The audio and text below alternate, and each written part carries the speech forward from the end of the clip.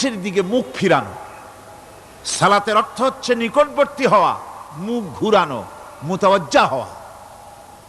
ওই যে হযরত ইব্রাহিম আলাইহিস সালাম বলেছিলেন, ইন্নী ওয়াজ্জাহতু ওয়াজহিয়া লিল্লাযী ফাতারাস সামাওয়াতি ওয়াল আরদ।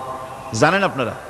পড়েন, ইন্নী ওয়াজ্জাহতু ওয়াজহিয়া লিল্লাযী ফাতারাস সামাওয়াতি ওয়াল আরদা হানিফা ওয়া মা আনা মিনাল মুশরিকিন। নিশ্চয় আমার মুখ ঘুরায় দিলাম কার দিকে? যিনি আকাশ এবং জমিনের স্রষ্টা, সব কিছুর মালিক যিনি, তার দিকে আমি মুতাওয়াজ্জা হলাম। নামাজের অর্থই হচ্ছে মুতাওয়াজ্জা হওয়া, মুখ ঘুরিয়ে দেওয়া, চেহারা ঘুরিয়ে দেওয়া। আর নামাজের আরেক অর্থ হচ্ছে নিকটবর্তী থেকে আরো নিকটবর্তী হওয়া। আল্লাহ রাব্বুল আলামিন বলেন, নিকটবর্তী হতে হলে ওয়াসজুদ ওয়াকতারিব, সেজদা দাও আর সেজদার মাধ্যমে আমার নিকটবর্তী হয়ে যাও। সেজদা দিলেই আল্লাহর নিকটবর্তী হওয়া যায়। কোন সুবহানাল্লাহ।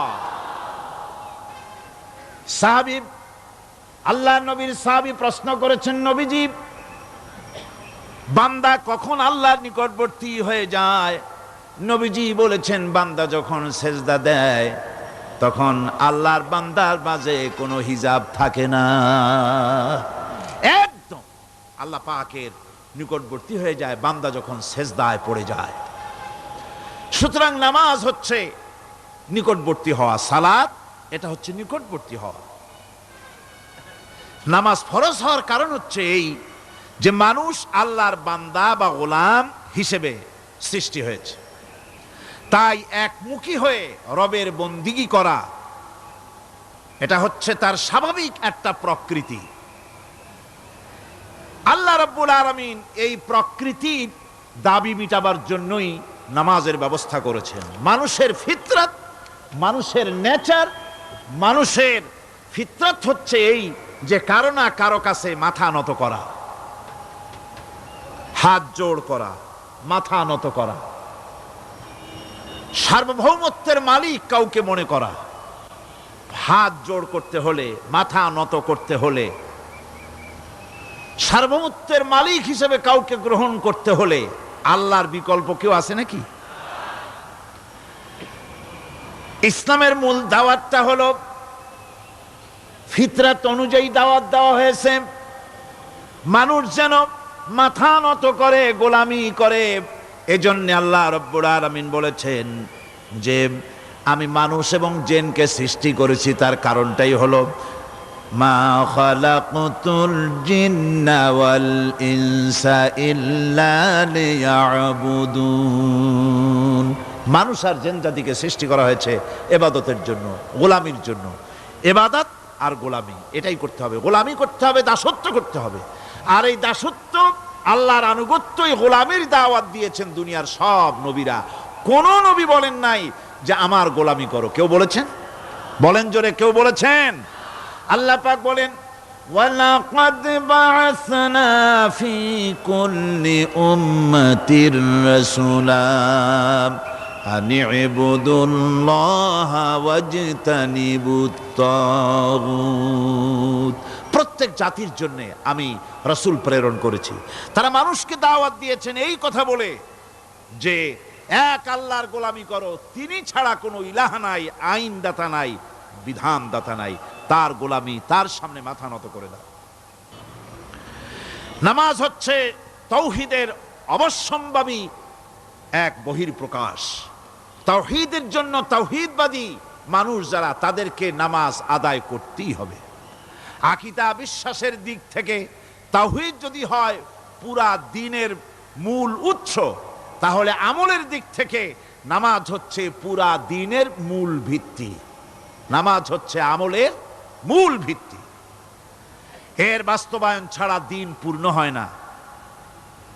নামাজ মুমিনের কেবলমাত্র একটি উত্তম আমলই নয়, বরং নামাজ হচ্ছে ঈমানের মূল ভিত্তি। যার কাছে নামাজ নাই তার কাছে কিছুই নাই।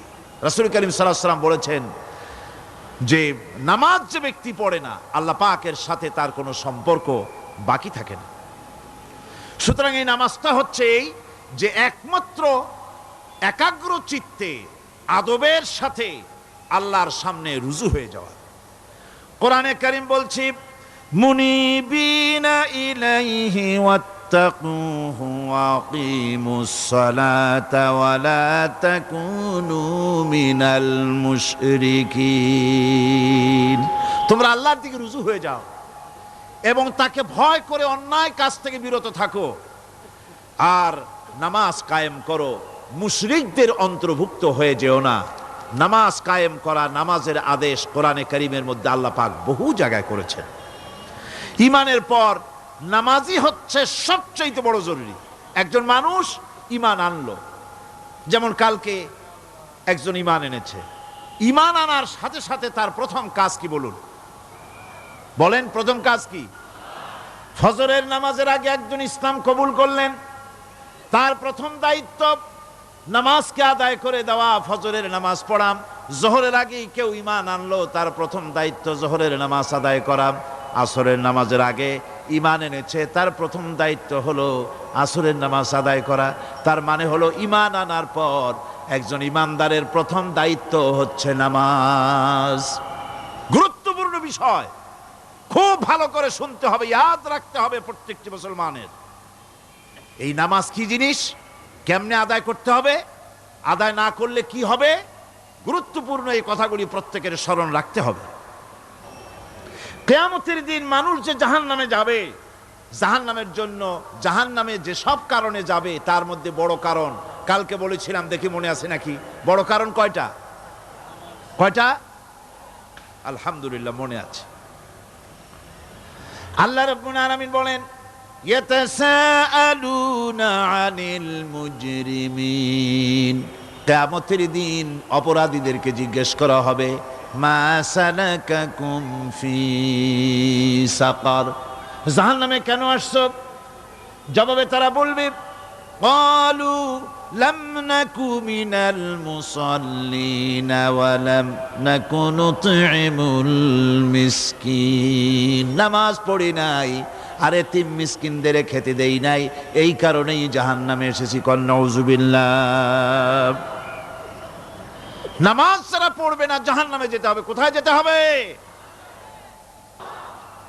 আকীদাগত দিক থেকে ঈমান হলো তাওহীদের স্বীকৃতি, আর আমলের দিক থেকে নামাজ হচ্ছে তাওহীদের বহিঃপ্রকাশ। আপনি মুসলমান তা প্রমাণ হবে নামাজ দিয়ে। নামাজহীন ঈমানের দাবি মূল্যহীন। যার নামাজ নাই তার ঈমানের দাবি করার কোনো মূল্যই নেই। অনেক এরকম কথা বলে, হুজুর আমি মানুষটা নিতান্ত খারাপ না, যাই মনে করেন, গ্রামে রাস্তা বানাইছি, ব্রিজ করে দিয়েছি, কালভার্ট করেছি, এতিম মিসকিনরে তাও মাঝে মধ্যে খাবার দেই, বিধবারে কাপড় চোপড় দেই, মানুষটা আমি নিতান্ত খারাপ না, তবে এই মাঝে মধ্যে একটু নামাজ পড়ি না, তাতে কি আমার ঈমান নষ্ট হয়েছে নাকি? আমি বলি, ভাই ঈমানই তো নাই, নষ্ট হবে কি? ঈমান থাকলে না নষ্ট হবে? ঈমান নাই। সুতরাং একজন মুসলমান যদি নামাজ না পড়ে, নিজেকে মুসলমান বলে দাবি করার কোনো হক তার নাই, দাবি করার অধিকার নাই। নামাজ হচ্ছে জিন্দিগি, নামাজটাই মূলত জিন্দিগি। নামাজটা কি? জিন্দিগি। আল্লাহ রাব্বুল আলামিন শিখাচ্ছেন, কুল ইন্না সালাতি ওয়া নুসুকি ওয়া মাহইয়ায়া ওয়া মামাতি লিল্লাহি রাব্বিল আলামিন। মুহাব্বতের সাথে সবাই পড়েন, কুল ইন্না সালাতি ওয়া নুসুকি ওয়া মাহইয়ায়া ওয়া মামাতি লিল্লাহি রাব্বিল আলামিন। বলো আমার নামাজ, বলো আমার নামাজ, আমার কোরবানি, আমার হায়াত, আমার মত সবকিছুই আল্লাহ রব্বুল আলামিনের জন্য নিবেদিত। আমার বেঁচে থাকা, আমার মরে যাওয়া সব আল্লাহর জন্য। সে আল্লাহ রব্বুল আলামিন, তার জন্য সবকিছু নিবেদিত করতে হবে। আল্লাহ পাকের গোলাম আমাদের বানিয়েছেন, আল্লাহ আমাদের গোলামি করা লাগবে। আর গোলামির নমুনা যাকাত দিয়া, হজ দিয়া, দান দিয়া, সদকা দিয়া, কোন জিনিস দিয়ে নামাজের মতো গোলামির উৎকৃষ্ট প্রমাণ বা নমুনা আর কিছুতে নাই। আমি যে গোলাম তার উৎকৃষ্ট প্রমাণ হচ্ছে নামাজ। নামাজেই একটা মানুষ গোলামির অনুভূতিতে তাকে নিয়ে যায়। বাদশাহ হোক, মন্ত্রী হোক, পীর হোক, মৌলানা হোক, মুহাদ্দিস হোক, বড় লোক হোক, গরিব হোক, পুরুষ হোক, নারী হোক, যাই হোক, নামাজে দাঁড়াইলো, একেবারে কান্ডারে ধরিয়া কানের কাছে হাত দিয়া, হাত দুটো বাঁধিয়া মাথা নিচের দিকে দিয়ে দাঁড়ায় গেল। কিসের মতো? আসামির মতো, গোলামের মতো। সুবহানাল্লাহ।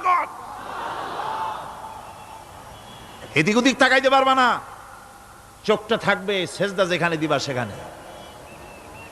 তাকানো নিষেধ, সেজদার দিকে তাকাও।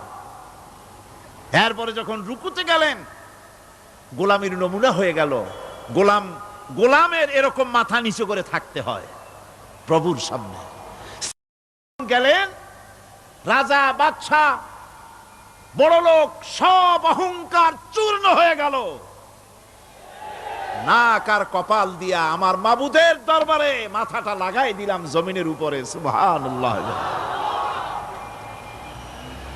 আমি আমার ভাষায় বলি, আমি আমার ভাষায় কথাটা এভাবে বলি, এই জমিনটা যদি কাগজ হয় আর আমার নাকটার কপালটা যদি কলম হয়, তাহলে আমি যে গোলাম দৈনিক 5 বার আমার নাক আর কপাল দিয়া জমিন নামক কাগজের উপরে, দাস খতের উপরে দৈনিক 5 বার নাক আর কপাল দিয়া সই করে দেই, আল্লাহ আমি তোমার গোলাম আর কারো গোলাম নই,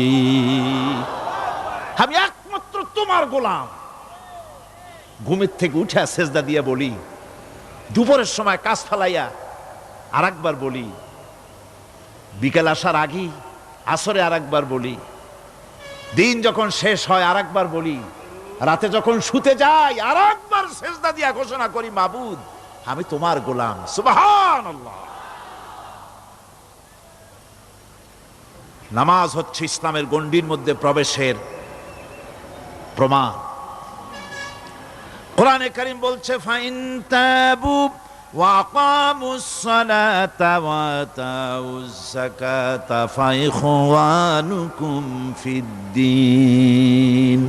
সূরা তওবা এসেছে, তারা যদি তওবা করে আর নামাজ কায়েম করে, যাকাত যদি আদায় করে, তাহলে এখন তোমাদের সে দ্বীনি ভাই, এখন ভাই হয়ে গেল। একটু আগে ছিল কাফের, মুশরিক, এখন তোমার দ্বীনি ভাই। দ্বীনের গণ্ডির মধ্যে প্রবেশ করা, কলেমা পড়ার সাথে সাথেই নামাজ। নামাজ হচ্ছে দ্বীনের প্রধান গেট, দ্বীনের প্রধান তোরণ। দ্বীনের মধ্যে প্রবেশ করার জন্য এই গেট দিয়ে প্রবেশ করতে হবে। সুতরাং এই নামাজের এতই গুরুত্ব দেওয়া হয়েছে। ইসলাম যদি ক্ষমতায় আসে, আল্লাহ যেন এনে দেন, জোরে কোন আমিন। ইসলাম যদি ক্ষমতায় এসে যায়, রব্বুল আলামিন তাফসিরে মাহফিল, কোরআন সামনে নিয়ে আশা করে তোমার দরবারে দোয়া করি, এই বিশাল জনসমুদ্রের দোয়া কবুল করো মাবুদ গো, এই বাংলাদেশকে ইসলামের দেশ বানাইয়া দাও। দেশটা যদি ইসলামের হয়ে যায়, আইন যদি আল্লাহর হয়, শাসন যদি সৎ লোকেরা করে, রব্বুল আলামিন কোরআন শরীফে বলেন, তাহলে তারা 4টা কাজ করবে। আল্লাযীনা মাক্কান্নাহুম ফিল আরদ আকামুস সালাতা ওয়া আতাউজ যাকাত ওয়া আমারু বিল মা'রুফি ওয়া নাহাউ আনিল মুনকার। মুমিনেরা ক্ষমতায় এসে প্রথম যে কাজটা করবে, প্রথমে ক্ষমতা এসেই নামাজ বাধ্যতামূলক করবে। প্রথম কি? ওয়াজ নসিহতে অনুরোধ করা হবে না, বাবাজিরা আল্লাহর রাস্তায় নামাজটা পড়ে না। রেডিও এবং টেলিভিশনের মাধ্যমে রাষ্ট্রপ্রধান অর্ডার করে দিবেন, আজ থেকে বাংলাদেশের 12 কোটি তাওহীদি জনতা, নারী পুরুষ যারা আকেল বালিগ, সকলের জন্য নামাজ বাধ্যতামূলক, নামাজ পড়তেই হবে। এটা অর্ডার। বেলা যখন একটা বেজে যাবে। বেলা যখন একটা বাজবে সমস্ত মসজিদে আজান শুরু হয়ে যাবে। আজানের সাথে সাথে অফিস, আদালত, কল কারখানা, ক্ষেত খামার, শিক্ষাঙ্গন সব ডেডলক হয়ে যাবে। আধা ঘন্টার জন্য বন্ধ হয়ে যাবে। যারা মুসলমান অফিসে, কলেজে, ইউনিভার্সিটিতে সর্বত্র তারা নামাজের জন্য প্রস্তুতি নেবেন। আধা ঘন্টার ভিতরে নামাজ আর খানা সেরে আবার কলেজ চলবে, বিশ্ববিদ্যালয় চলবে, কল চলবে, কারখানা চলবে, ক্যান্টনমেন্ট চলবে, সেক্রেটারিয়েট চলবে, সব আপন গতিতে চলতে থাকবে। আল্লাহর রহমত, বরকত আকাশ ফেরে নাজিল হয়ে যাবে। আর এই অর্ডার যে দেওয়া হবে, নামাজ পড়বেন সেখানে। থানায় যখন আজান হবে, থানায় আজান হয়ে গেছে, থানার স্টাফ, পুলিশ যারা আছে জামাতে খাড়া হয়ে যাবে, ইমামতি করবেন ওসি সাহেব। এসপির অফিসে এসপি সাহেব ইমামতি করবেন, ডিসি সাহেব তার অফিসে ইমামতি করবেন, মন্ত্রী সেক্রেটারিয়েট ইমামতি করবেন, প্রেসিডেন্ট বঙ্গভবনে ইমামতি করবেন, বিশ্ববিদ্যালয়ের ভাইস চ্যান্সেলরের ইমামতিতে সে জায়গার মুসলমান ছাত্র ছাত্রী, শিক্ষক শিক্ষয়িত্রী এক জামাতে নামাজ আদায় করবে। এই যদি হয় চিত্র দেশের, অপরাধ থাকবে? থানায় ওসি সাহেব নিজেই যদি জামাতের ইমামতি করেন, এইভাবে নামাজ আদায় করেন পুলিশদের নিয়ে জামাতে, ঘুষ আর খাবে তারা? এসপি সাহেবের অফিসে, ডিসি সাহেবের অফিসে মন্ত্রীরা যদি এভাবে নামাজ কায়েম করে, তাহলে কি অন্যায় অপরাধ কিছু থাকবে সমাজে? থাকবে না। সুতরাং নামাজ বাধ্যতামূলক করে দেওয়া হবে। নামাজ বাধ্যতামূলক, সকলকে নামাজ পড়তে হবে। নামাজ হচ্ছে অপকর্মের প্রতিবন্ধক। নামাজ পড়লে অন্যায় কাজ থেকে বাঁচার পথ। অন্যায় থেকে বাঁচাই কিসে? নামাজ। আল্লাহ রাব্বুল আলামিন বলেন, উতলু মা উহিয়া ইলাইকা মিনাল কিতাবি ওয়া কিমিস সালাম ইন্নাস সালাতা তানহা আনিল ফাহশাই ওয়াল মুনকার। হে নবী, এই কিতাব তেলাওয়াত করো, যা তোমার প্রতি অবতীর্ণ করা হয়েছে, এই কিতাব তেলাওয়াত করো আর নামাজকে প্রতিষ্ঠা করো। নিঃসন্দেহে নামাজ মানুষকে পাপাচার থেকে বাঁচায়া দেয়। অশ্লীলতা, পাপাচার থেকে মানুষকে বাঁচায় কে? জোরে চিল্লায় কোন কে? নামাজ। এই নামাজ মানুষকে অন্যায় কাজ থেকে বাঁচায় দেয়। নামাজ যে মানুষকে অন্যায় কাজ থেকে বাঁচায়, কেমনে বাঁচায়? আমরা যে নামাজ পড়ি, এই নামাজে তো আমাদেরকে অন্যায় কাজ থেকে বাঁচাইতে পারে না। নামাজি বহুত মানুষ আছে অন্যায় করে, করে কিনা কোন? না করে না? করে। নামাজি অথচ অন্যায় করে। আর আল্লাহ বলছেন নামাজিকে, নামাজ তাকে অশ্লীলতা থেকে ফিরায়। তাহলে কথা কারটা ঠিক? আল্লাহরটা। জোরে বলেন, কারটা ঠিক? অবশ্যই আমার আল্লাহর কথা হক। আমি ভুল করতেছি, আমি যেন কোথাও ভুল করতেছি, সামথিং ইজ রং, কোথাও যেন আমরা ভুল করে বসতেছি, সেই ভুলটা কি আমরা আবিষ্কার করতে চেষ্টা করবো ইনশাআল্লাহ। প্রথম যে কথাটা সেটা হচ্ছে এই যে আমরা যা নামাজে পড়ি আমরা তা বুঝি না। কথা ঠিক কিনা? আমি যদি এখন প্রশ্ন করি সামি আল্লাহু লিমান হামিদা অর্থ কি কোন, ফার্স্ট ডিভিশনে কয়েকটা লেটার নিয়ে ফেল করবেন এরকম লোক আছেন না নাই? সুবহান রাব্বিয়াল আলা অর্থ কি জানি না, সুবহান রাব্বিয়াল আযীমের অর্থ কি জানি না, দোয়া কুনুত অর্থ কি জানি না, তাশাহুদ অর্থ কি জানি না, সূরা ফাতিহার অর্থ কি জানি না, এমন কি উযুর মধ্যে কয়টা ফরজ তা অনেকের জানা নাই। কথা কি বেশি বললাম না ঠিক বলছি? একজনের জিজ্ঞেস করলো, মিয়া উযুতে কয় ফরজ? কয় হুজুর কি মনে করেন এটা বুঝি জানি না, এটা তো সাধারণ ব্যাপার, বলেন না কয় ফরজ? কয় উযুতে তো 17 ফরজ। কি কি? কয় হাত ধোয়া, পাও ধোয়া, মুখ ধোয়া, নাক ধোয়া, চোখ ধোয়া, জিহ্বা ধোয়া, মাথা ধোয়া। বলতে বলতে গুনে দেখা গেল প্রায় 19টার মতো বলছে। বলা হলো, মিয়া বললেন আপনি উযুতে ফরজ 17টা, কইলেন আপনি 19টা। কয় হুজুর জানি আরো, বলি না আপনাদের ভয়তে। উযু জানে না, নামাজ জানে না, তাকে এই নামাজ কেমনে ফিরাবে অন্যায় কাজ থেকে? কথা বুঝতে পেরেছেন? নামাজে আল্লাহু আকবার বললাম, এরপরে সানা পড়লাম, তারপরে সূরা ফাতিহা পড়লাম। সূরা ফাতিহার ভিতরে যে সমস্ত কথাগুলি বললাম সেই কথাগুলি বুঝি না, কি বলেছি তাও জানি না। এরপরে সুবহান রাব্বিয়াল আলা বলেছি, সুবহান রাব্বিয়াল আযীম বলেছি, সামি আল্লাহু লিমান হামিদা বলেছি, অর্থ কি জানি না। আল্লাহ তা শুনতে পান, যে ব্যক্তি আল্লাহর প্রশংসা করেন তিনি তা শুনতে পান। নামাজের মধ্যে আইডিয়া দেওয়া হচ্ছে, তুমি যে আল্লাহর জন্য নামাজ পড়তেছো, প্রশংসা করতেছো, এটা এমন নয় যে আল্লাহ পাক দেখছেন না বা শুনতেছেন না। তুমি যা বলতেছো, প্রশংসা করতেছো, আল্লাহ পাক তা শুনতে পাচ্ছেন। সামি আল্লাহু লিমান হামিদা। সুবহান রাব্বিয়াল আলা, আমি মহান সর্বশ্রেষ্ঠ আল্লাহ রাব্বুল আলামিনের পবিত্রতা ঘোষণা করছি, আমি তার প্রশংসা করছি। সূরা ফাতিহার কি আমরা বলি আপনারা ব্যাখ্যা দেখে বুঝে নিয়েন, সেগুলি আমি এখানে বলে বাকি কথা সব শেষ করতে পারবো না। নামাজে কি পড়েন সেটা যদি জানতেন, অবশ্যই আল্লাহ রাব্বুল আলামিনের কথা কার্যকরী হয়ে যেত। ইন্নাস সালাতা তানহা আনিল ফাহশাই ওয়াল মুনকার।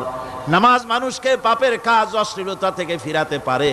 আল্লাহ ইন্না বসায়ছেন, নিশ্চয়ই, বেশক, অবশ্যই নামাজ পাপ থেকে ফিরাবে। কিন্তু কেমনে ফিরাবে নামাজ তো বুঝি না, নামাজ তো বুঝি না। খালি সেজদা দেয় জনমের মতো, আর সেজদা কি?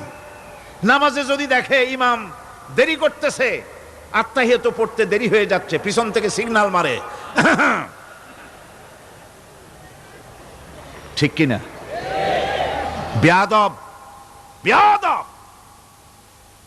তোমার নামাজ, তোমার আত্তাহিয়াত আগে শেষ হয়েছে, তাতে কি হয়েছে? চুপ করে বসে থাকো। ইমামকে কাশি দিয়া সতর্ক করার অধিকার তোমার নাই। যদি ইমামকে সতর্ক করার জন্য কাশি দিয়ে থাকো, তোমার নামাজ ফাসেদ হয়ে যাবে। এটা ফাজলামি করার জায়গা না, এটা নামাজ। এর নাম কি? ধীরে সুস্থে নামাজ পড়তে হবে। অনেকে মসজিদটারে মনে করে জেলখানা, ঢুকতে যত দেরি, বেরোতে পারলে যেন বাসে যান ছটফট করে। সিনেমার মধ্যে গিয়ে ঘন্টার পর ঘন্টা বসে থাকে, খারাপ লাগে না? মসজিদে কেরাত যদি একটু লম্বা পড়ে, পিছনে বসে খালি কি যে করে মনে মনে বলতে থাকে যে ইমাম এমন কাঁচা ছাড়া ছাড়ি না।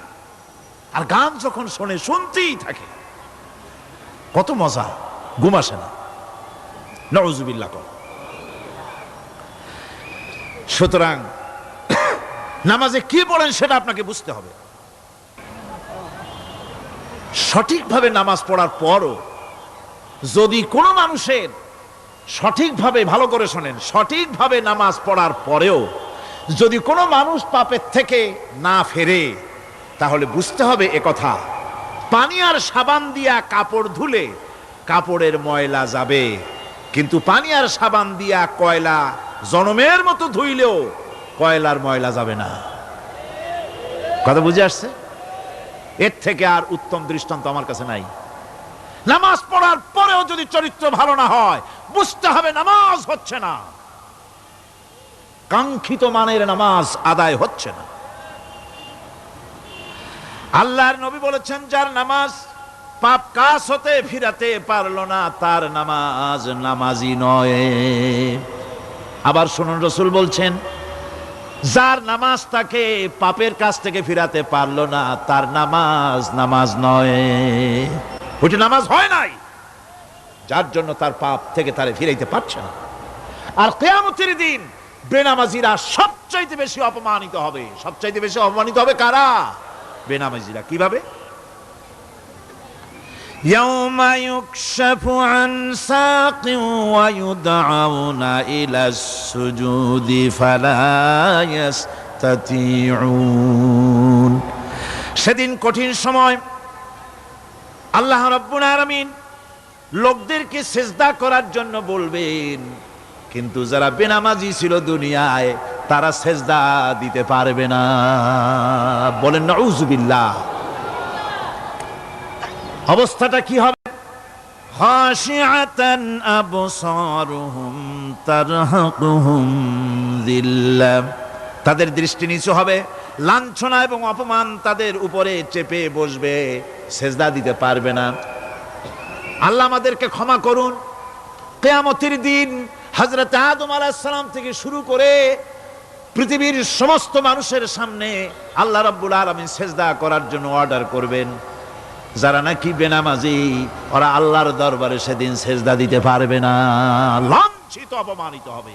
জোরে কোন নাউজুবিল্লাহ।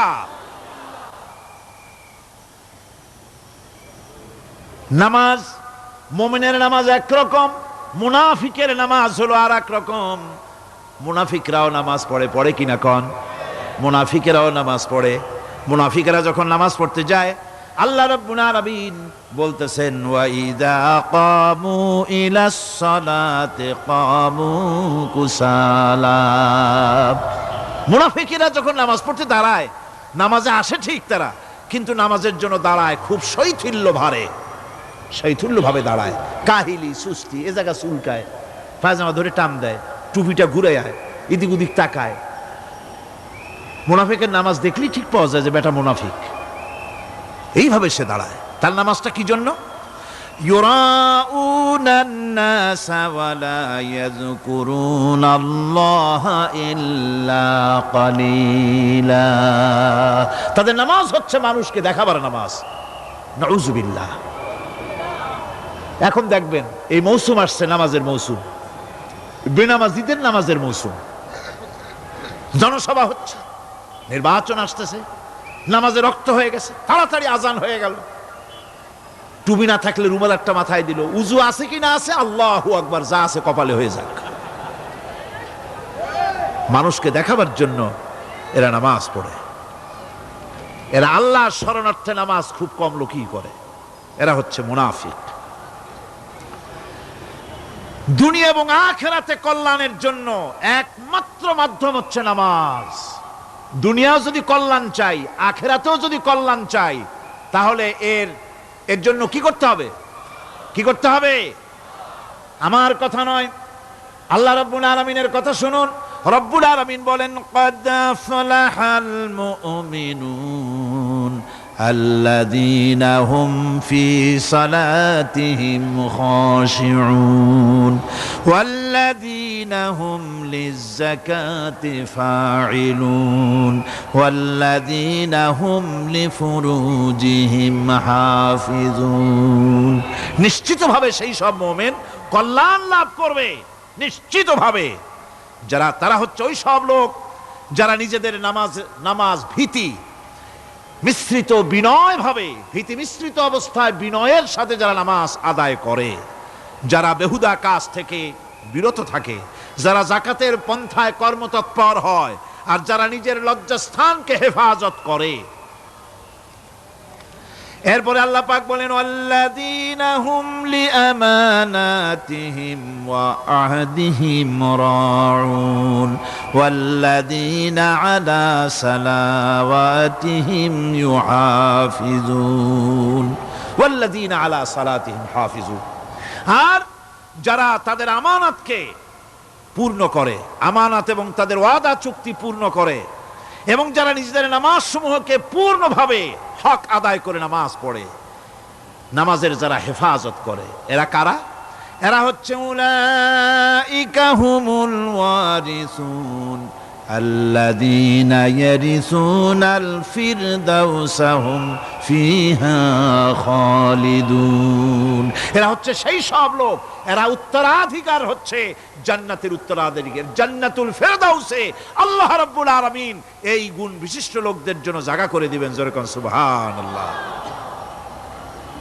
নামাজকে পড়তে বলা হয়নি, কোরআন শরীফে বলা হয়েছে নামাজ কায়েম করো। কি বলা হয়েছে কন্ত দেখি? নামাজ কায়েম করো, নামাজ পড়ো। এই কথা কিন্তু কোরআন শরীফে কোনো জায়গায় আছে নাকি? এখন কায়েম করা কারে বলে? একটা গুরুত্বপূর্ণ আরেকটি বিষয়। নামাজ কায়েম করতে বলা হয়েছে। কায়েম কি? কায়েমটা হচ্ছে দৃষ্টান্ত স্বরূপ বলা যায় যে জিনিসটা সমাজে প্রতিষ্ঠিত আছে ওইটারে বলে কায়েম হওয়া, আর যেটা প্রতিষ্ঠিত নাই ওটা কায়েম নাই।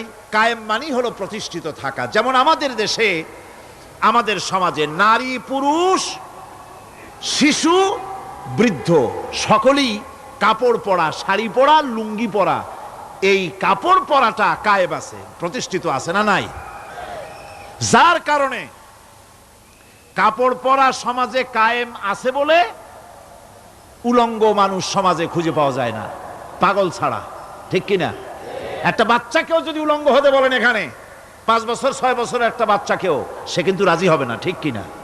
যেহেতু কাপড় পরা সমাজে প্রতিষ্ঠিত আছে, সেহেতু উলঙ্গ মানুষ পাওয়া যায় না, কাপড় পরাটাই এখানে প্রতিষ্ঠিত। সুতরাং এখন অবস্থাটা এই হয়েছে, কাপড় পরা প্রতিষ্ঠিত আছে বলে কোন উলঙ্গ মানুষ এসে যদি এই মঞ্চে দাঁড়ায় আর বলে আমাকে একটু বক্তৃতা করতে দেন, আপনারা কি করবেন? মঞ্চে তো উঠতেই দিবেন না। উলঙ্গ মানুষ যদি কোনো চাকরি নিতে যায় ইন্টারভিউতে, তাকে লাইনে দাঁড়াইতে দেবে? দেবে না। এমন কি উলঙ্গ হয়ে যদি বাড়িতে প্রবেশ করে, তার বউ দূর দূর করে তাড়ায় দেবে, ঠিক কিনা? যেহেতু সমাজের ভিতরে কাপড় প্রতিষ্ঠিত আছে, সেই জন্য এই উলঙ্গ মানুষ পাওয়া যায় না। অনুরূপভাবে নামাজ যদি প্রতিষ্ঠিত হতো সমাজের ভিতরে, তাহলে বেনামাজি খুঁজে পাওয়া যেত না। চাকরি করতে গেলে সেখানে নামাজ মানদণ্ড হয়ে যেত, নামাজ পড়ে কিনা তা দেখে নেওয়া হতো, বেনামাজি লোক পাওয়াই যেত না যদি প্রতিষ্ঠিত থাকতো।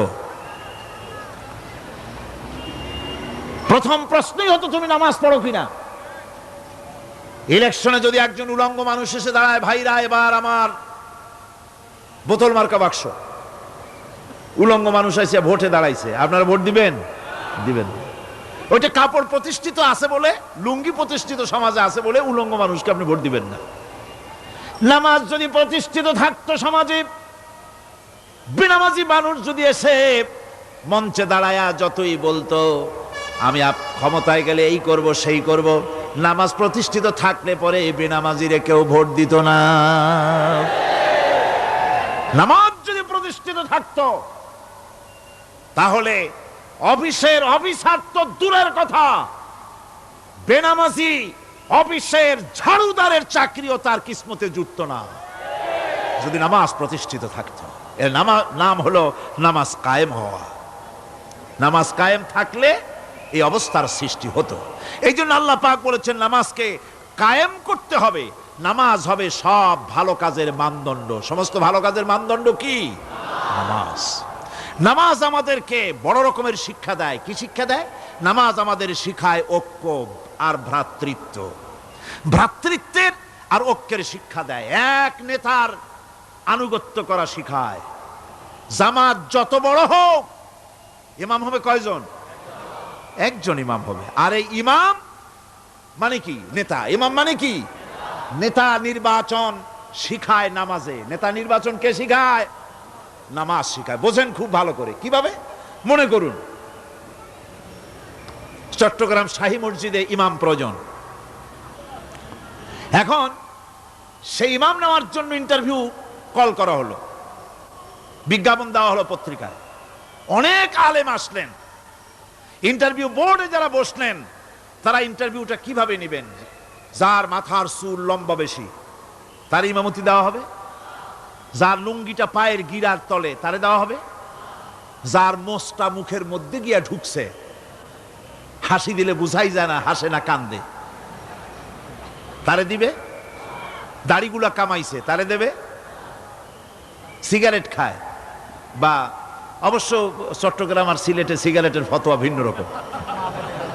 বরিশালে আমি যেখানে জন্মগ্রহণ করেছি, আমার এলাকায় কোনো আলেম যদি সিগারেট খায়, মসজিদের ইমাম তো ভালো, মসজিদ ঝাড়ু দিতেও ঢুকতে দেবে না মসজিদে। এটা এই এলাকার এক রকমের কায়দা। আমি এটার ব্যাপারে কথা নাইবে বললাম। তো আপনারা খুঁজে দেখবেন সে সিনেমা দেখে নাকি, মিথ্যা কথা বলে নাকি, বউ পর্দায় থাকে নাকি। এগুলি মাইক্রোস্কোপ যন্ত্র দিয়ে ইমামের মাথা থেকে পা পর্যন্ত দেখবেন কিনা কন? আচ্ছা এবার কত দেখি, এই ইমাম সাহেব ইমামতি করবে কতজন লোকের?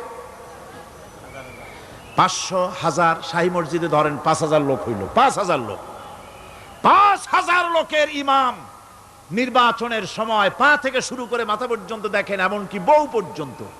বৌমনি আনিয়ে দেখেন না, পর্দায় থাকে কিনা এইটা আপনারা দেখেন, ঠিক কিনা? এ খবরটা নেন।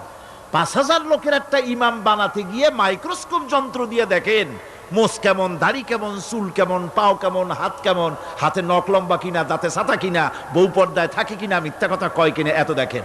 আর যখন নির্বাচন আসে তখন 2.5 থেকে 3 লক্ষ মানুষের জন্য একজন এমপি নির্বাচিত হয়। সেই ইমামকে বাছাই করার জন্য নামাজ পড়ে কিনা, জিনাকার কিনা, মদখোর কিনা, সুদখোর কিনা, ঘুষখোর কিনা, বদমাশ কিনা বাছাই করা হয় না।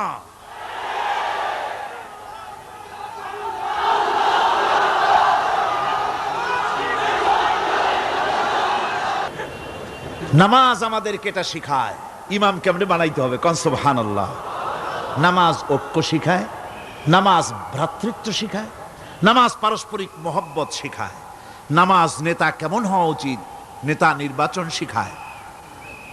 আবার নেতা ভুল করলে তার ভুল বলা যাবে না, এরকম হতে পারবে না। নামাজের ভিতরে ইমাম যদি ভুল করলেন, আপনি লোকমা দিবেন, সুবহানাল্লাহ, আল্লাহু আকবার বলবেন। যদি তিনি সংশোধন না হলেন আবার দেন, তাতেও সংশোধন হলো না আবার দেন। 3 বার লোকমা দেওয়ার পর যদি ভুল সংশোধন না করে নামাজ ছেড়ে দেন, ইমামকে বের করে দেন, নতুন ইমাম নিয়োগ করেন। যারা ক্ষমতায় যাবে, আপনি রাষ্ট্রের ইমাম যারে বানাবেন, সেই রাষ্ট্রীয় ইমাম যদি জনগণের ইচ্ছার বিরুদ্ধে যদি চলে, 1 বার লোকমান দেন, 2 বার লোকমান দেন, 3 বার দেন, তারপরেও যদি না নামে, ঘাট ধরে নামে না। নামাজ আপনাকে নেতা নির্বাচন, নেতাকে প্রতিষ্ঠিত রাখা, নেতার আনুগত্য আপনাকে শেখায়। নামাজ লাইন সোজা করে দাঁড়াতে হবে। লাইন যদি বাঁকা করেন, আপনার কলজেটা ওরকম বাঁকা হয়ে যাবে। কোন নাউযুবিল্লাহ। নামাজের কাতারে যার কারণে নামাজের কাতার বাঁকা হবে, পুরা কাতারের জন্য আল্লাহর কাছে ওই লোকটা দায়ী হয়ে যাবে। নামাজ শৃঙ্খলা শিখায়। সুবহানাল্লাহ কইতে ইচ্ছা করে না? নামাজ শৃঙ্খলা শিখায়, শৃঙ্খলা বোধ শিখায়, সোজা হয়ে দাঁড়ায়। তারপরে ঐক্য এবং মহব্বত শিখায়। নামাজের ভিতরে যখন দাঁড়ায় গেলেন, আমির দাঁড়ালো, ফকির দাঁড়ালো, মন্ত্রী দাঁড়ালো, তার ড্রাইভারও দাঁড়ায় গেল, একই কাতারে দাঁড়ায় গেছে। নামাজ পড়তে গিয়ে ড্রাইভারের পাও গিয়ে লেগেছে মন্ত্রীর গায়ে। নামাজ শেষ হওয়ার পর মন্ত্রীর বাবার ক্ষমতা নাই এ কথা বলার যে বেটা ড্রাইভার সলিমুদ্দি, তোর পাও লেগেছে আমার পায়ে, তোর চাকরি সুদ্ধা দোজকে পাঠায় দেব। পারবে বলতে?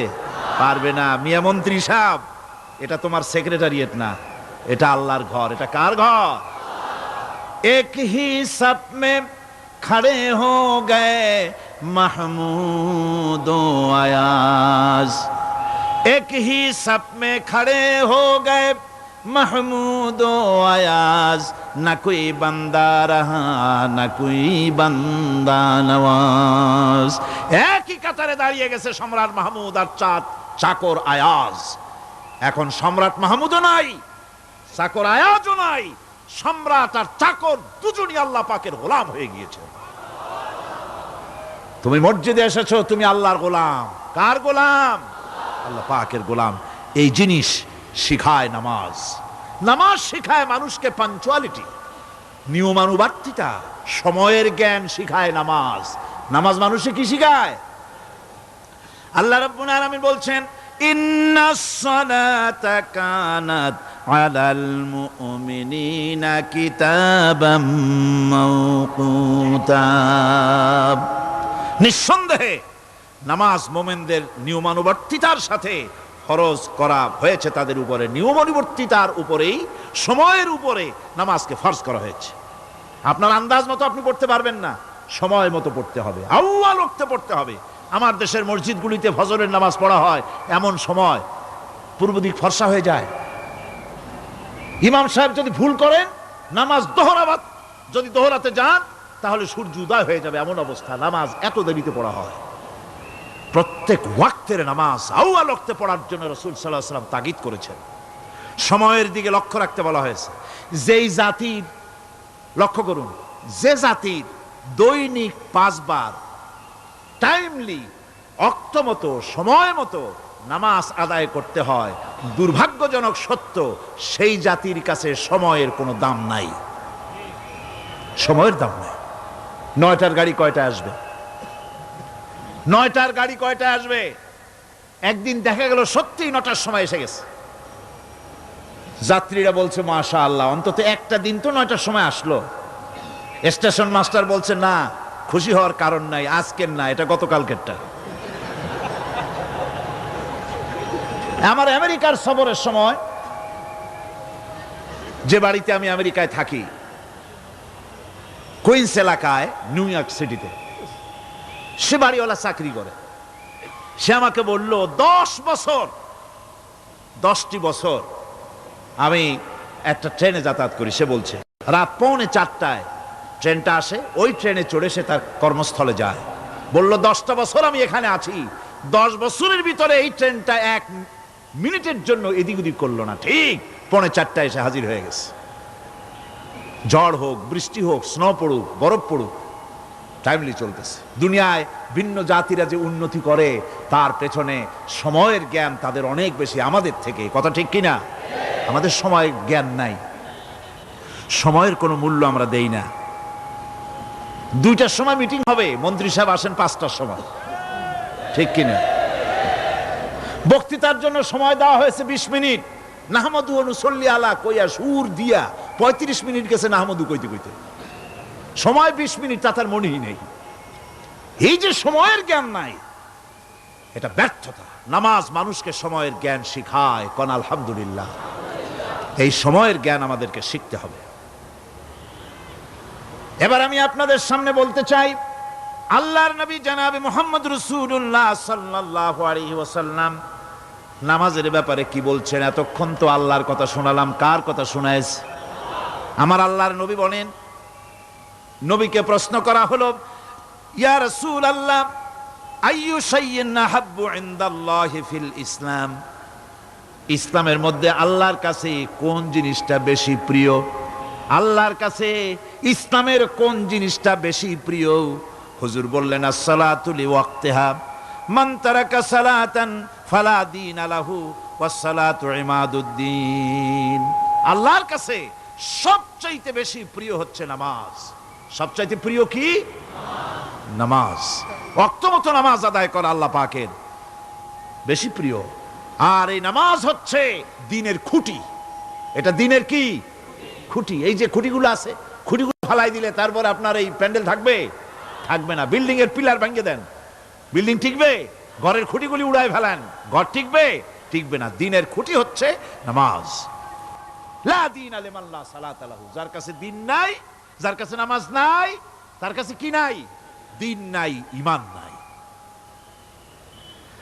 আল্লাহর নবী বলেছেন, ওয়ান জাবির রাদিয়াল্লাহু তাআলা আনহু قال قال رسول الله صلى الله عليه وسلم بين العبد وبين الكفر ترك الصلاة। আল্লাহ পাকের নবী বলেন, আল্লাহর বান্দার মুমিন, আল্লাহর বান্দার কাফের, দুইজনের মধ্যে পার্থক্য হলো, যে ব্যক্তি নামাজ পড়ে সে আল্লাহর গোলাম, যে নামাজ পড়ে না সে কাফের হয়ে গেল। যে নামাজ পড়লো না সে কাফের হয়ে গেল। মান তারাকা সালাতান মুতাআম্মিদান ফাকাদ কাফারা, যে ব্যক্তি ইচ্ছে করে নামাজ ছেড়ে দিল সে কাফের হয়ে গেল। বলেন নাউযুবিল্লাহি মিন যালিক। এই জন্য নামাজ আদায় করা বাধ্যতামূলক প্রত্যেকটি মুসলমানের জন্য। রাসূল করিম সাল্লাল্লাহু আলাইহি সাল্লাম একটা দৃষ্টান্ত দিয়েছেন, কারো বাড়ির সামনে যদি একটা নাহার থাকে, একটা পুকুর থাকে, একটা খাল থাকে প্রবাহিত, এতে যদি ওই বাড়িওয়ালা দৈনিক 5 বার গোসল করে, তাহলে তার গায়ে কি কোনো ময়লা থাকে? হুজুর, সাহাবীরা বললেন না হুজুর, থাকে না। হুজুর বললেন, এটাই হলো নামাজের দৃষ্টান্ত। 5 ওয়াক্ত নামাজ যে আদায় করবে, সে গুনাহ থেকে আল্লাহ পাক তাকে পবিত্র করে দিবেন। সুবহানাল্লাহি বিহামদি। আমার ভাইয়েরা, নামাজ পড়লে পরে এক জুমা থেকে আর এক জুমা পর্যন্ত মানুষ যে সমস্ত গুনাহ করে, কবিরা গুনাহগুলি বাদে, শিরক আর কবিরা গুনাহগুলি বাদে যত গুনাহ আছে তার কাফারা হয়ে যায়। নামাজ যে সঠিকভাবে আদায় করবে, এই নামাজটা একটা কঠিন কাজ। নামাজটা কি কাজ? কে বলতেছেন এ কথা? আল্লাহ পাক। ওয়া ইন্নাহা লাকাবীরাতুন ইল্লা আলাল খাশিঈন। নামাজ একটা ভারী জিনিস, একটা কঠিন জিনিস। কাদের জন্য কঠিন নয়? যারা নাকি আল্লাহ পাককে ভয় করে। আল্লাযীনা ইয়াযুন্নুনা আন্নাহুম মুলাকু রাব্বিহিম ওয়া আন্নাহুম ইলাইহি রাজিউন। যারা নাকি একথা মনের ভিতরে ধারণা করে যে আল্লাহ রাব্বুল আলামিনের দরবারে আমার হাজির হওয়া লাগবে, মোলাকাত করা লাগবে, এই চিন্তা যারা করে তাদের জন্য নামাজ মোটেই কষ্টকর নয়, নামাজ মোটেই তাদের জন্য অসহনীয় নয়, বোঝা নয়, ভার নয়। তারা নামাজ আদায় ঠিকই করবে। এই জন্যে বিবি বাল বাচ্চা সকলকে নামাজের জন্য তাগিদ করতে হবে। যত ভাই এখানে এসেছেন নিজেরা পড়বেন, বিবি বাল বাচ্চাকে তাকিদ করবেন। আল্লাহ পাক বলছেন ওয়ানজির আশিরাতাকাল আকরাবিন, তোমার নিকটবর্তী যারা আছে তাদেরকে তুমি আল্লাহর ভয় দেখাও। নামাজের জন্য তাদেরকে বলো আল্লাহর ভয় তাদের অন্তঃকরণের মধ্যে সৃষ্টি করে দাও। আর এই নামাজ পড়তে হবে জামাতের সাথে। নামাজ পড়তে হবে কিসের সাথে? জামাতের সাথে। রাসূল করিম সাল্লাল্লাহু আলাইহি ওয়াসাল্লাম বলছেন, হুজুরের কাছে, আল্লাহর নবীর কাছে হযরতে আবু হুরায়রা রাদিয়াল্লাহু তাআলা আনহু হাদিসটি বর্ণনা করেছেন। হুজুরের কাছে একজন অন্ধ লোক এলো। সেই অন্ধ লোক এসে বললেন, হুজুর আমি তো চোখে দেখি না, জামাতের যে গুরুত্বের কথা আপনি বললেন, আমাকে কি রুখসত দেওয়া যায় নাকি? আমি অনেক সময় সাথী সঙ্গী পাই না, আমাকে কি রুখসত দেওয়া যায় নাকি? হুজুর বললেন, হ্যাঁ তোমাকে রুখসত দেওয়া গেল। অন্ধ যখন হেঁটে যাচ্ছিলেন নবীজি তাকে আবার ডাকলেন, ডেকে জিজ্ঞেস করলেন, অন্ধ নামাজের মসজিদের আজান কি তোমার কানে যায়? বলে হ্যাঁ আমি আজান শুনি। হুজুর বললেন, আজানের জবাব দিবা, মসজিদে এসে জামাতে নামাজ পড়বা। একজন অন্ধকে রুখসত দেওয়া হয় নাই। মসজিদে আজান শোনার পর ঘরে বসে যদি নামাজ আদায় করেন নামাজের হক আদায় হবে না। হুজুর সাল্লাল্লাহু আলাইহি ওয়াসাল্লাম বলেছেন, মসজিদে আজান হওয়ার পর যে ব্যক্তি ঘরে বসে নামাজ পড়ে, আমার ইচ্ছা হয় ঘরটা আগুন দিয়ে জ্বালায় দেই। কে বলতেছেন? রাহমাতুল লিল আলামিন বলতেছেন। রাহমাতুল লিল আলামিন বলতেছেন, ঘরের মধ্যে যদি মেয়ে লোক আর বাচ্চারা যদি না থাকতো তাহলে আমার ইচ্ছা হয় আমি বলি আগুন দিয়ে ঘরটারে জ্বালায় দাও। এই ঘরের মহব্বতেই তো সে বাইর হয় না। নামাজের এত বড় গুরুত্ব দেওয়া হয়েছে। আমার বন্ধুগণ, এই নামাজের জামাতি আল্লাহর নবী জীবনের শেষ নামাজ জামাতে আদায় করেছেন। জীবনের শেষ নামাজটাও জামাতে আদায় করলেন। তখন তার এমন অবস্থা, এত অসুস্থ, দাঁড়াতে পারেন না, হাঁটতে পারেন না। দুইজন সাহাবীর কাঁধের উপরে ভর করে তারপরে বহু কষ্ট করে মসজিদে গিয়ে নামাজ আদায় করেছেন। খুতবা দিয়েছেন, বললেন, খুতবা দিতে গিয়ে বললেন, আজ থেকে মসজিদে নববীর চতুর্দিকের সকলের দরজা বন্ধ হয়ে যাবে, শুধু আবু বকরের দরজাটা খোলা থাকবে। আল্লাহর নবী বললেন, আল্লাহ রাব্বুল আলামিন এই পৃথিবীতে তার এক বান্দাকে জাগতিক সব সম্পদ দিতে চেয়েছিলেন, কিন্তু সে বান্দা সব জাগতিক সম্পদকে উপেক্ষা করে মাবুদের সঙ্গে দেখা করা বেশি জরুরি, বেশি পছন্দ মনে করেছেন। এতটুকুন কথা নবীজি বললেন, কেউ কিছু বুঝলো না। হযরতে আবু বকর রাদিয়াল্লাহু তাআলা আনহু হুজুরের এই কথা শুনে কাঁদতে কাঁদতে তিনি অস্থির হয়ে যাচ্ছেন। সাহাবীরা চিন্তা করলেন, হুজুর কার না কার কথা বলেছেন, তাতে কান্নার কি আছে? বয়োবৃদ্ধ, জ্ঞান বৃদ্ধ হযরতে আবু বকর রাদিয়াল্লাহু তাআলা আনহু বুঝতে পেরেছেন এই পৃথিবীর সব সম্পদ তো আল্লাহ হুজুরকেই দিতে চেয়েছিলেন।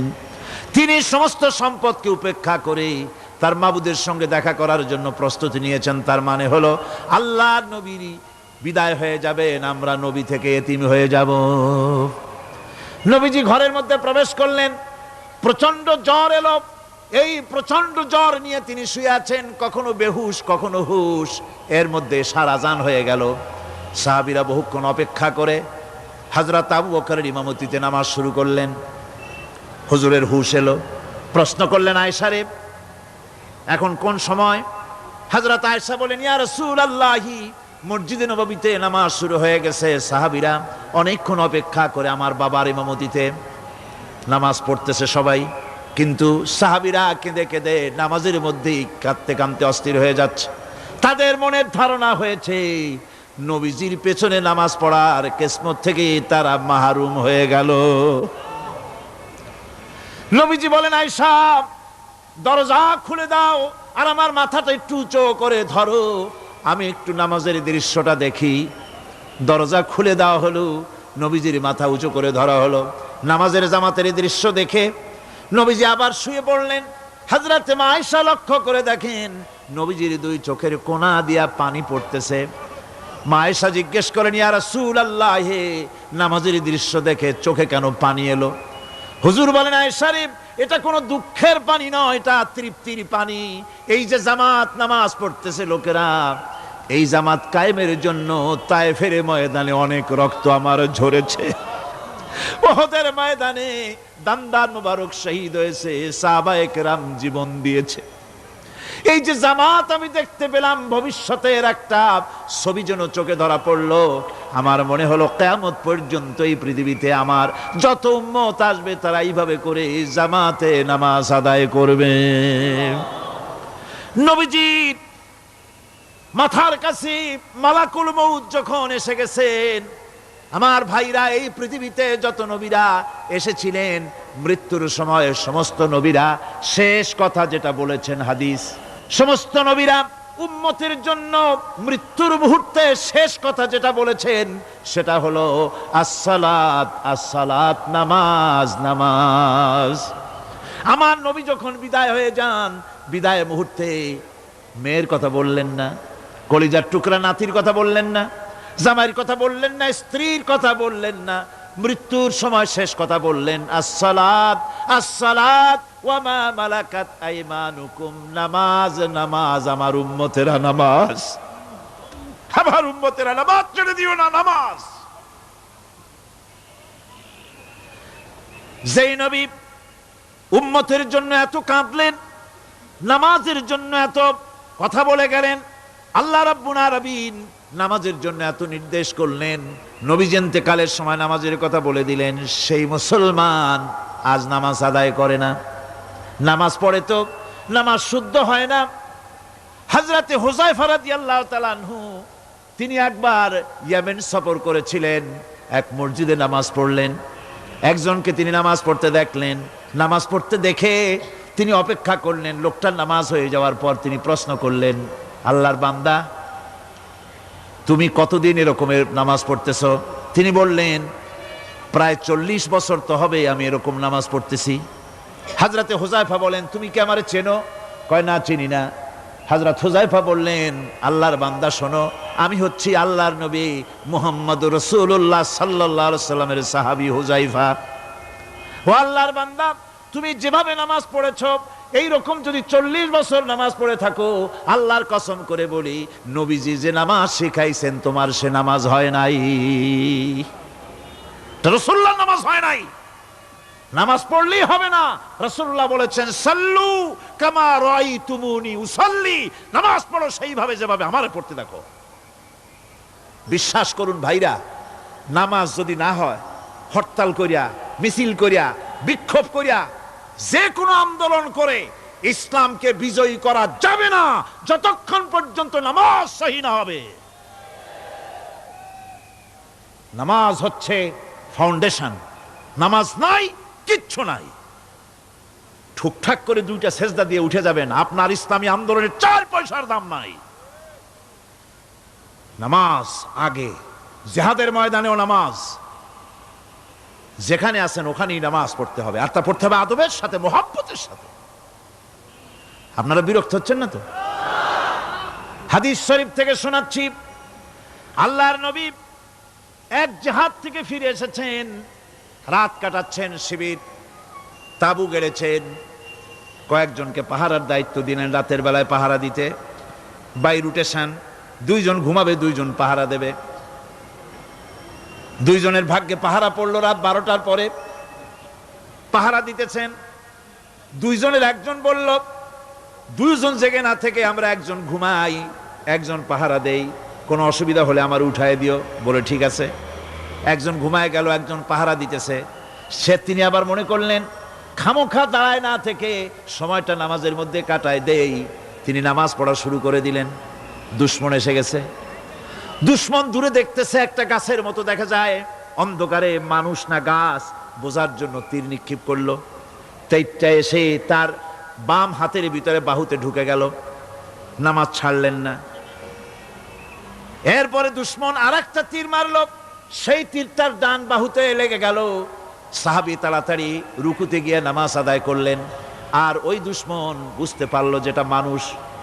দুশমন দৌড় দিল। নামাজ শেষ করে সাথীকে উঠালেন। সাথী উঠে দেখে দুই দিকে দুই তীর বসানো। ভাই, তোমার গায়ে তীর কেন? বললেন, আপনি যখন ঘুমায় গেলেন আমি ভাবলাম খামোখা দাঁড়ায় থেকে সময় নষ্ট না করে সময়টা নামাজের মধ্যে কাটাই। নামাজ পড়তেছিলাম, তীর আসলো বাম দিকে, কিন্তু নামাজে এত মজা পাচ্ছিলাম তেলাওয়াতে, তীর ঢুকেছে আমি খেয়াল করি নাই। আবার আর একটা তীর ঢুকেছে আমি খেয়াল করি নাই। দ্বিতীয় তীরটা যখন ঢুকলো মনে মনে ভাবলাম তৃতীয় আর একটা তীর এসে যদি আমার বুকের মধ্যে ঢুকে যায় আর আমি যদি শহীদ হয়ে যাই, নবীজি আক্রান্ত হয়ে যাবেন, এই চিন্তা না আসলে জীবন গেলেও নামাজ ছেড়ে দিতাম না। আবার জীবনটা গেলেও নামাজ ছেড়ে দিতাম না, এত মজা লাগতেছিল। নামাজ, নামাজ, এই নামাজ হচ্ছে মুসলমানদের সবচেয়ে বড় জিনিস। নামাজ হয় না, নামাজ যত পড়া হয় অধিকাংশ নামাজ হয় না। নামাজের ভিতরে তাদিল আর কাম, তাদিল করা ওয়াজিব। যতক্ষণ দাঁড়িয়ে থাকবেন, রুকুতে থাকবেন, যতক্ষণ দাঁড়ায় থাকবেন ততক্ষণ অন্তত এক তাসবিহ পরিমাণ তো বটেই। যদি তা না হয়, রুকুত থেকে দাঁড়ালেন, সেজদায় চলে গেলেন, ওয়াজিব তরক হলো। সেজদা দিলেন না, নামাজ ফাসেদ হয়ে গেল, নষ্ট হয়ে গেল নামাজ। এটা পাগলামি না। নামাজ সহিভাবে আদায় করতে হবে। নামাজ থেকে দাঁড়াবেন, রুকুত থেকে দাঁড়ায় গেলেন, বলবেন রব্বানা লাকাল হামদ। কোন রব্বানা লাকাল হামদ হামদান কাসীরান তাইয়িবান মুবারাকান ফিহি। একজন সাহাবী এই দোয়াটা পড়ছিলেন। নামাজ শেষ করে আল্লাহর নবী প্রশ্ন করলেন, নামাজের ভিতরে অতিরিক্ত এই কথাগুলি কে বলেছো? সাহাবী ভয় পেয়ে গেলেন। ভয় ভয় তিনি বললেন, হুজুর আমি বলেছি। হুজুর বললেন, তুমি জানো না আমি নবী, তুমি নবী না, আমি যা দেখি তুমি দেখতে পাও না। তুমি যখন এই দোয়াটা পড়তেছিলে আমি লক্ষ্য করেছিলাম আল্লাহর রহমতের ফেরেশতারা প্রতিযোগিতা করতেছিল তোমার আমল নামায় কে কত বেশি নেকি লিখবে। রুকুতে দাঁড়ায়া এটা পড়বেন। সেজদায় চলে যাবেন, দুই সেজদার মাঝখানে ততক্ষণ বসে থাকবেন যতক্ষণ একটা সেজদার ভিতরে ছিলেন। পড়বেন আল্লাহুম্মা গফিরলি ওয়ারহামনি ওয়াহদিনি ওয়াফিনি ওয়ারজুকনি। নামাজের মধ্যে দোয়া করতেছেন, আল্লাহ আমারে ক্ষমা করে দাও। এসব দোয়া সব হুজুরের। আমাকে ক্ষমা করো, আমাকে হেদায়েত দাও, আমাকে সুস্থ করো, আমাকে রহম করো, আমাকে রিজিক দাও। কও সুবহানাল্লাহ।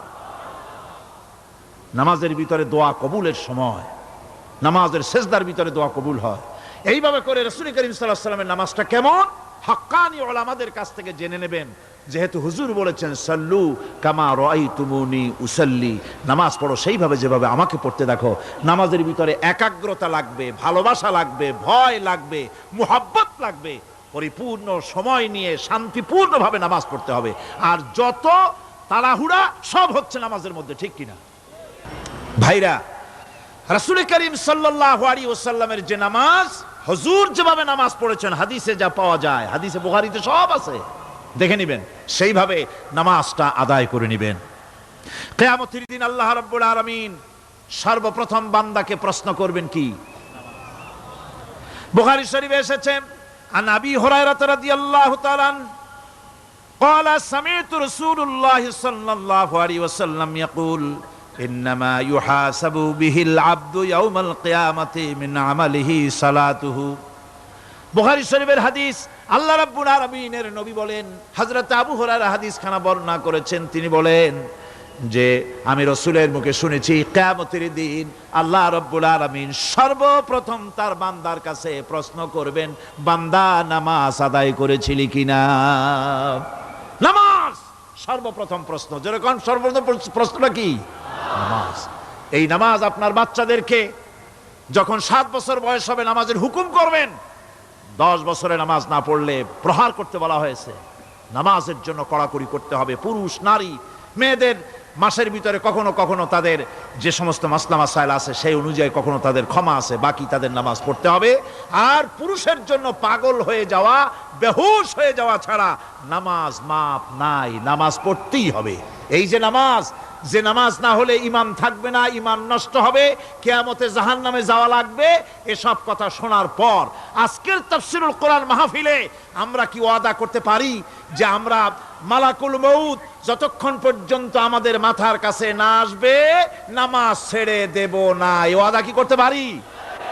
2 হাত উঁচু করুন, বলেন ইয়া আল্লাহ, আমি তোমার নামে শপথ করছি, যতদিন মালাকুল মউত আমার মাথার কাছে না আসতেছে ততদিন পর্যন্ত ফরজ নামাজ, ফরজ রোজা ছেড়ে দেব না। ইয়া আল্লাহ, মৃত্যু পর্যন্ত আমার এই ওয়াদা পালনের তৌফিক আমাকে দান করো, আমিন। আল্লাহ পাক আমাদের এই ওয়াদা মঞ্জুর করুন, জোরে কোন আমিন। আলোচনার শেষ পর্যায়ে এখন আমরা মুনাজাতের দিকে যাব। দাঁড়ানো ভাইয়েরা সবাই বসেন, মুনাজাতের শরীক হন। আল্লাহ রাব্বুল আলামিন নামাজের জন্য আমাদেরকে দোয়া শিখাই দিয়েছেন, কোন সুবহানাল্লাহ। কে শিখাইছেন দোয়া? আল্লাহ পাক দোয়া শিখালেন, রব্বি জাআলনি মুকিমাস সালাতি ওয়া মিন যুররিয়াতি রব্বানা ওয়া তাকাব্বাল দুআ। আয় আল্লাহ, আমারে আমার বিবি বাল বাচ্চারে নামাজের উপরে প্রতিষ্ঠিত করো। আল্লাহ, তুমি দয়া করে দোয়া কবুল করো, জোরে কোন আমিন। এ দোয়া আপনারাও করবেন, আমিন, আল্লাহুম্মা আমিন। রব্বানা যালামনা আনফুসানা ওয়া ইন লাম তাগফির লানা ওয়া তারহামনা লানাকুনান্না মিনাল খাসিরিন। রব্বানা লা তুযিগ কুলুবানা বা'দা ইয হাদাইতানা ওয়া হাব লানা মিন লাদুনকা রাহমাতান ইন্নাকা আনতাল ওয়াহ্হাব। আয় আল্লাহ তাআলা, বিশাল এই জনসমুদ্র, লক্ষ লক্ষ জনতা তোমার দরবারে বিনতি ভরা কণ্ঠ নিয়ে তোমার দরবারে আরজ করতেছি। আমরা যে আলোচনা করলাম, দরুদ ও সালাম পড়লাম, মেহেরবানি করে রাসূল করিম সাল্লাল্লাহু আলাইহি সাল্লামের রূহ মুবারকে হাদিয়া পৌঁছায়া দাও। আয় আল্লাহ তাআলা, तमाम পৃথিবীর মাটির নিচে যত মুমিন মুমিনাত শুয়ে আছেন তাদেরকে ক্ষমা করে দাও। আমাদের মা বাপ যাদের দুনিয়া থেকে বিদায় হয়ে গেছে, আল্লাহ কবরগুলিকে জান্নাতের টুকরা বানায়া দাও। রব্বির হামহুমা কামা রব্বায়ানি সগীরা। আয় আল্লাহ তাআলা, সমগ্র বিশ্বে যত মুসলমান আছে সব মুসলমানদের গুনাহ মাফ করে দাও। সমস্ত মুসলমানদের বিপদ মুসিবত দূর করে দাও। রব্বুল আলামিন, এই মাহফিলে আমরা যারা এসেছি গুনাহ করে তো জীবনটারে শেষ করে ফেলাইছি। রব্বুল আলামিন, জীবনের সব গুনাহ মাফ করে দাও। রব্বানা তাকাব্বাল মিন্না ইন্নাকা আনতাস সামিউল আলিম ওয়া তুব আলাইনা ইন্নাকা আনতাত তাওয়াবুর রহিম। সুবহান রাব্বিকা রাব্বিল ইজ্জাতি আম্মা ইয়াসিফুন ওয়া সালামুন আলাল মুরসালিন আলহামদুলিল্লাহি রাব্বিল আলামিন। ওয়াজআল আখির কালিমাতিনা ইনদাল মাউত লা ইলাহা ইল্লাল্লাহু মুহাম্মাদুর রাসূলুল্লাহ।